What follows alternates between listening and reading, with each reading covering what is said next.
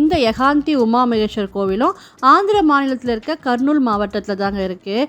பங்கனப்பள்ளி மாம்பழம் கேள்விப்பட்டிருக்கோம் இல்லைங்களா, அது விளையக்கூடிய பங்கனப்பள்ளி அப்படின்ற இடத்துலேருந்து இந்த கோவிலுக்கு வர 14 கிலோமீட்டர் தூரத்தில் தாங்க இருக்குது.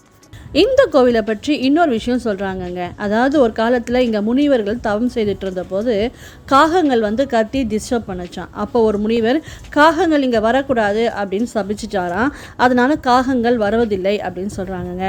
அதே சமயம் காகம் யாருடைய வாகனம் சொல்லுங்கள்? சனி பகவானின் வாகனம். அதனால் இங்கே சாமி கும்பிட்டா சனி தோஷம் நீங்குவதாகவும் சொல்கிறாங்க.